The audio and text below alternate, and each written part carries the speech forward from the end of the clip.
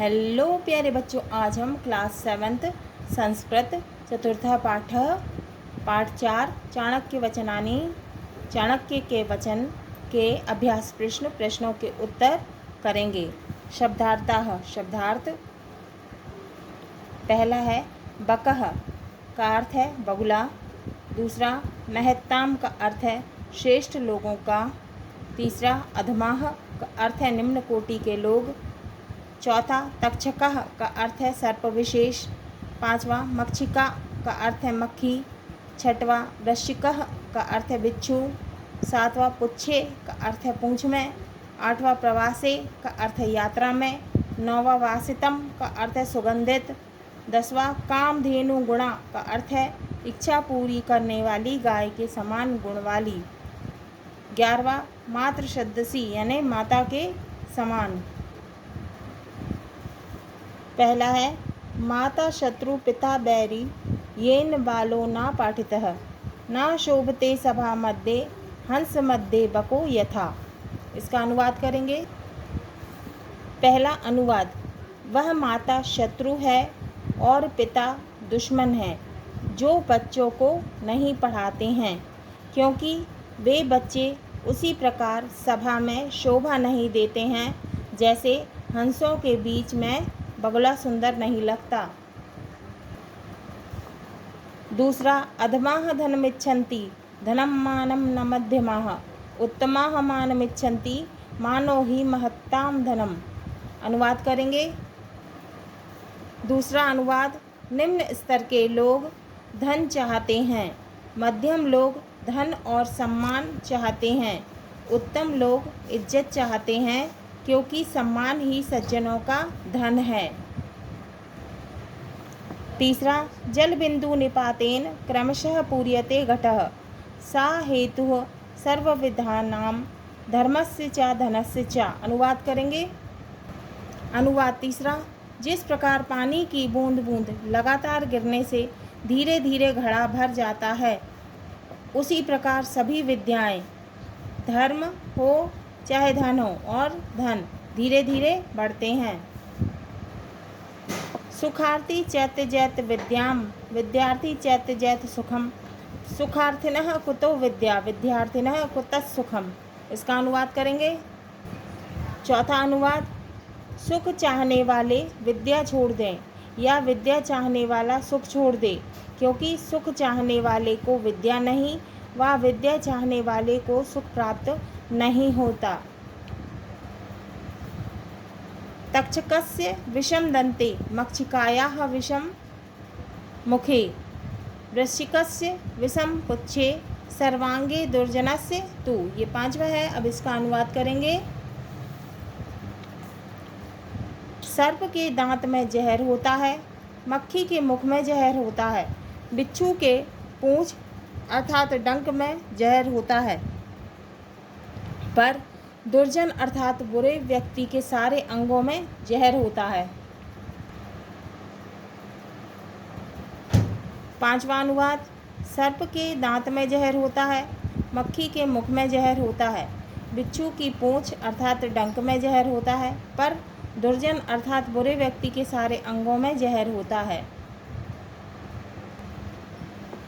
कामधेनु गुणा विद्या सर्वदा फलदायिनी, माने कामधेनु के गुणों के समान गुण वाली विद्या सर्वदा फलदायिनी फल देने वाली होती है। जैसे कि प्रवास में यात्रा में विद्या मात्र के समान होती है, जो स्मृति में गुप्त धन के रूप में होती है। इसका अनुवाद करेंगे। छठवां अनुवाद, विद्या कामधेनु के समान हमेशा फल देने वाली है, वह यात्रा में माँ के समान है। विद्या को स्मृति में रखने के कारण विद्या छिपा हुआ धन भी कहा गया है। एके नापि सुवृक्षेण पुष्पितेन सुगंधिनः वासितम तद्वन्नम सर्व सुपुत्रेण कुलम यथा। सातवें का अनुवाद करेंगे। एक अच्छे वृक्ष के सुगंधित फूल खिलने से पूरा वन महक उठता है, उसी प्रकार अच्छे गुण वाले पुत्र से खानदान परिवार प्रसिद्ध हो जाता है। अभ्यासः एक पदेन उत्तरम लिखत। का अपठितः बालः कुत्र न शोभते। अनपढ़ बच्चे कहाँ शोभा नहीं देते। उत्तर है सभा मध्ये, सभा के बीच में। ख महत्ताम धनम किम, श्रेष्ठ लोगों का धन क्या है। उत्तर है मानः मने सम्मान। ग तक्षकस्य विषम कुत्र वर्तते, सर्प का जहर कहाँ होता है। उत्तर है दंते, दांत में। घ प्रवासे विद्या कीदृशी भवति, यात्रा में विद्या कैसी होती है। हमने पढ़ा था माता के समान, तो उत्तर आएगा मातृ सदृशी यानी माता के समान। एंगा वृश्चिकस्य विषम कुत्र वर्तते, बिच्छू का जहर कहाँ होता है। उत्तर है पुच्छे, पूंछ में। प्रश्न 2, एक वाक्येन उत्तरम लिखत। एक वाक्य में उत्तर लिखो। का के मानम इच्छन्ति, कौन मान की इच्छा करता है। उत्तर है उत्तम जनाः मानम इच्छन्ति, उत्तम लोग मान चाहते हैं।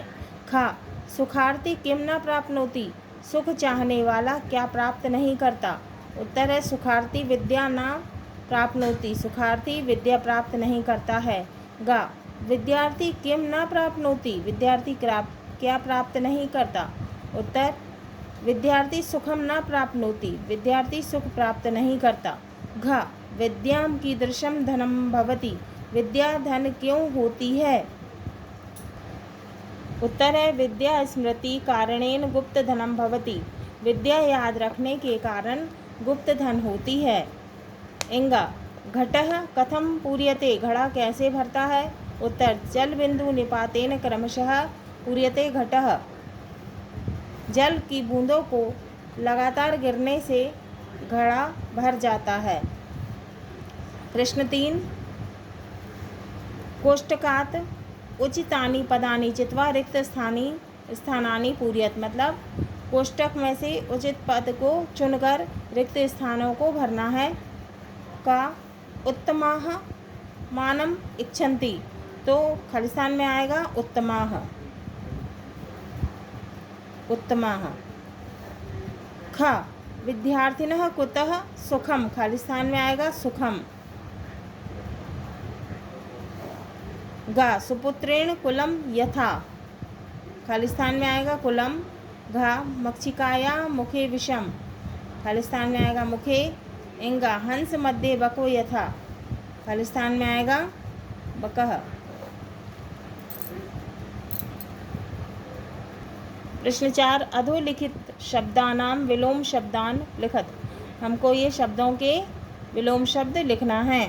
उत्तर का सुखार्थी विलोम है दुखार्थी। खा दुर्जनः विलोम है सज्जनः। गा सत्यम विलोम है असत्यम। घ गुणः विलोम है अवगुणः। इंगा धर्मः विलोम है अधर्मः। च सुपुत्रः विलोम है कुपुत्रः। प्रश्न 5, समानार्थक शब्दान लिखत। अब हमें समानार्थी शब्द लिखना है। उत्तर का माता, माता का समानार्थी है जननी। खा वनम, वनम का है काननम। गा पुत्रः, पुत्रः का समानार्थी है आत्मजः। घा धनम का है समानार्थी द्रव्यम। प्रश्न 6, पदानाम विभक्तिम वचनम च लिखत। पदों के विभक्ति और वचन लिखना है। यथा जैसे रामेण विभक्ति है तृतीया और वचनम है एक वचनम, तो क्या आएगा तृतीय विभक्ति में एन, क्या रहता है एन, तो क्या होगा रामेण। का माता विभक्ति कौन सी है प्रथमा और वचनम है एक वचन। खा पिता विभक्ति है प्रथमा वचनम है एक वचनम।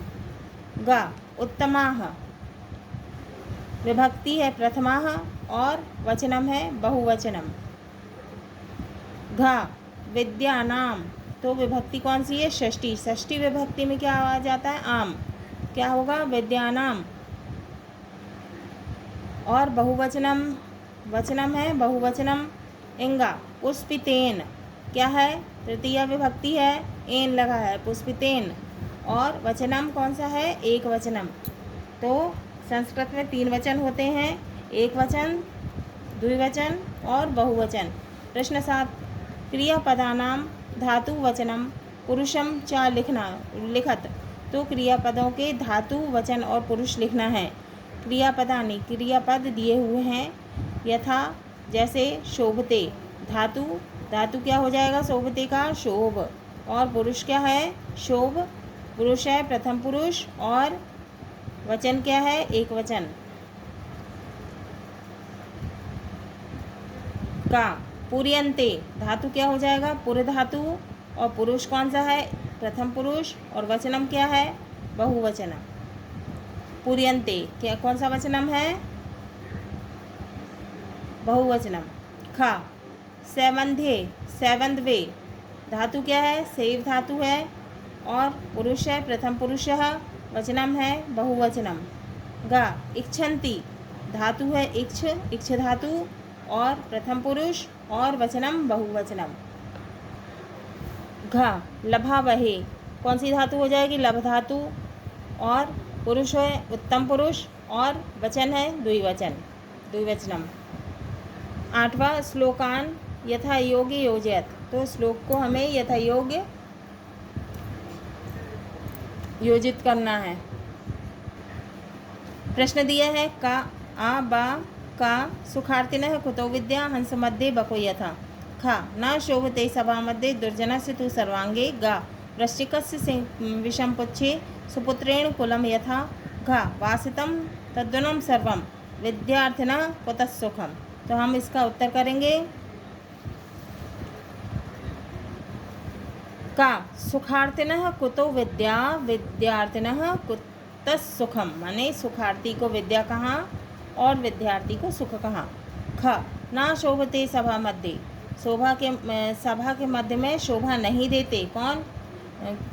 वे बालक जो पढ़ते नहीं हैं, हमने पाठ में पढ़ा था। ना शोभते सभा मध्य, सभा के मध्य में शोभा नहीं देते हैं। कैसे? जैसे हंस मध्य बको यथा, माने हंसों के मध्य में जैसे कि बगला शोभा नहीं देता। गा, वृश्चिकस्य विषम पुच्छे, बिच्छू के पूंछ में जहर होता है। दुर्जनस्य तु सर्वांगे, और दुर्जन यानी बुरे लोगों के पूरे शरीर में जहर होता है। घा, वासितम तद्वनम सर्वम सुपुत्रेण कुलम यथा।